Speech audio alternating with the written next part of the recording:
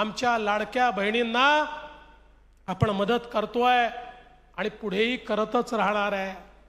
खरं म्हणजे एक नरेटिव्ह पसरवण्याचा प्रयत्न चाललाय, लाडक्या बहिणींची मदत बंद होणार, शेतकऱ्यांना दिलेली वीज सवलत ही बंद होणार। मी एकच गोष्ट सांगतो, महिला असतील, शेतकरी असतील, युवा असतील, गरीब असतील, आपले दिव्यांग असतील, समाजातल्या जेवढ्या घटकांकरता योजना आम्ही सुरू केलेल्या आहेत त्या सगळ्या योजना आपण पूर्ण करणार आहोत। आणि यासोबत आपण जे काही आपल्या घोषणापत्रामध्ये सांगितलेलं आहे ते देखील पूर्ण करण्याचा प्रयत्न हा निश्चितपणे आपण या ठिकाणी करणार आहोत। आज आपल्याला या महाराष्ट्रामध्ये परिवर्तन करायचं आहे, एक नवीन महाराष्ट्र आपण घडवतोय। या महाराष्ट्रामध्ये माननीय मोदीजींच्या नेतृत्वामध्ये ज्या प्रकारे 2014 ते 19 त्यानंतर 2022 ते 24 आपण या ठिकाणी काम करून दाखवलं, ती गती आता महाराष्ट्राला पुन्हा प्राप्त करून दिली आहे। आपण सांगितलं महाराष्ट्र आता थांबणार नाही, ही गती कमी होणार नाही। आता या महाराष्ट्राला कायम दुष्काळ मुक्त करण्याकरता नदीजोड प्रकल्प आपण हातामध्ये घेतलेले आहेत।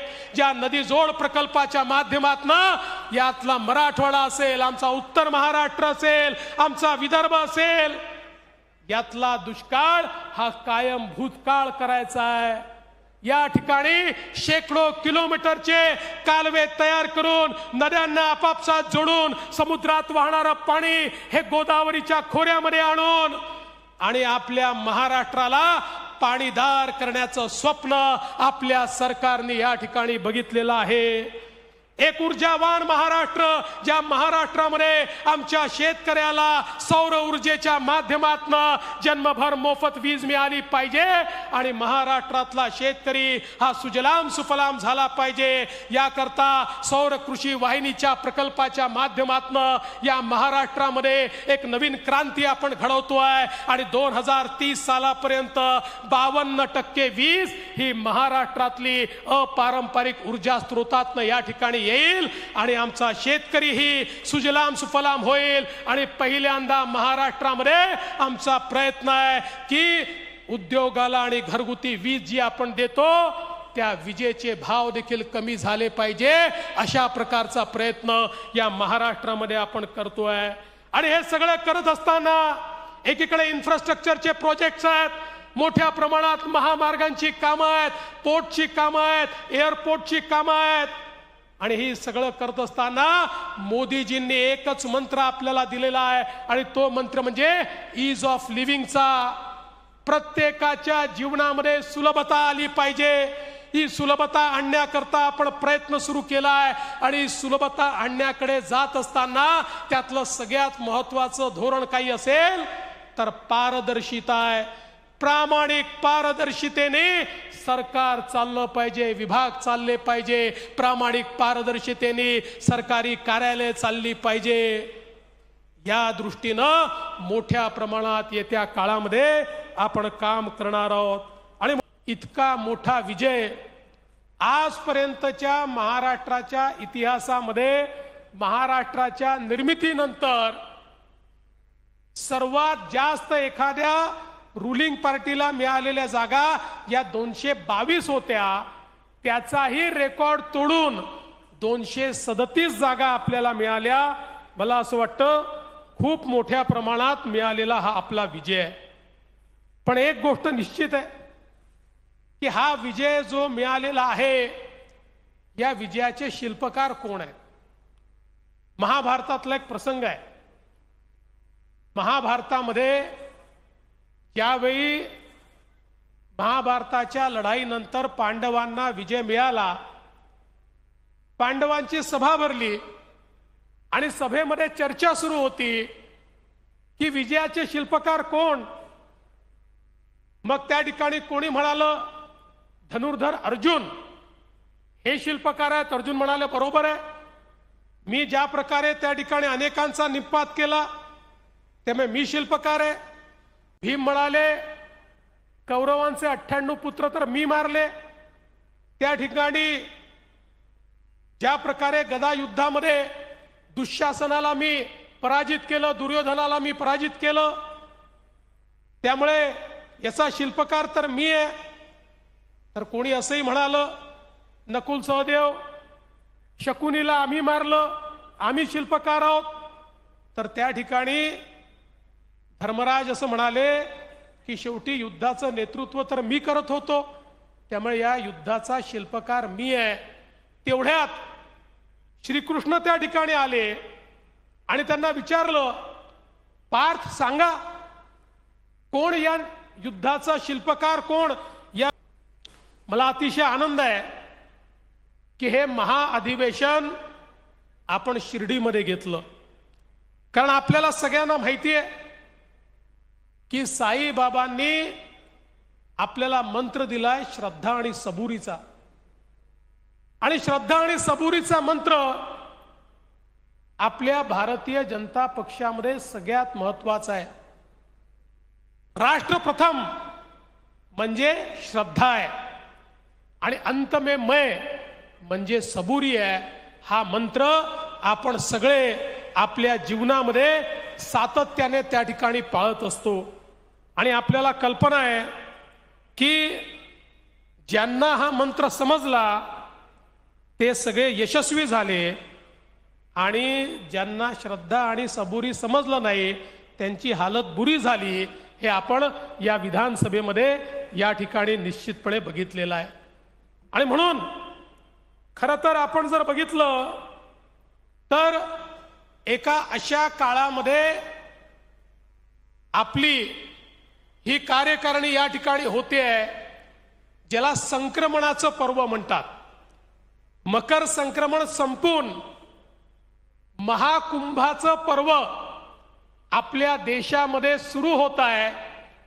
महाकुंभाचं अमृत हे पुन्हा एकदा त्या ठिकाणी प्राप्त करण्याकरता हजारो लोक महाकुंभामध्ये त्या ठिकाणी एकत्रित होणार आहे.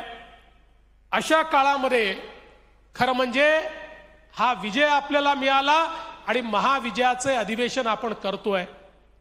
आणि मला आनंद आहे, महाराष्ट्राच्या जनतेने 3 वेळा, एकदा नाही 3 वेळा भारतीय जनता पक्षाला 100 पेक्षा जास्त जागा या ठिकाणी दिल्या.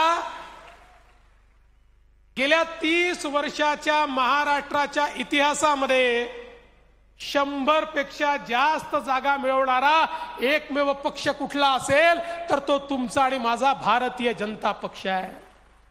आणि म्हणून आज आपण खरं म्हणजे ज्या प्रकारचा विजय या ठिकाणी प्राप्त केलाय, आपण पाहतो G20 असतं, G7 असतं, तसं भारतीय जनता पक्षाचं G6 तयार झालाय. म्हणजे जे लगातार 3 वेळा जिंकले त्या राज्यांच्या म्हणजे गुजरात, मध्य प्रदेश, गोवा, छत्तीसगड आणि हरियाणा यांच्यासोबत आता महाराष्ट्र देखील जुडलेला आहे, ज्यांनी 3ऱ्यांदा जिंकण्याची हॅट्रिक ही या ठिकाणी केलेली आहे. आणि म्हणून खरं तर आज आपण सगळ्यांनी बघितलं की ज्या प्रकारचा हा विजय लोकसभेच्या निवडणुकीमध्ये 48 पैकी 17 जागा आपल्या निवडून आल्या, म्हणजे जेमतेम 35% मार्क घेऊन काठावर आपण पास झालो होतो, पण मनातनं मात्र नापास होतो. पण कुठेतरी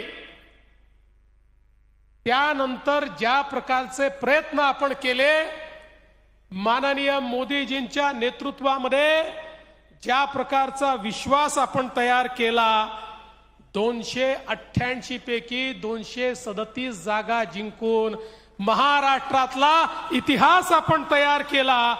82% गुण मिळवले आणि भाजपने तर 89% गुण मिळवले. मेरिटमध्ये भाजप या ठिकाणी पास झाला.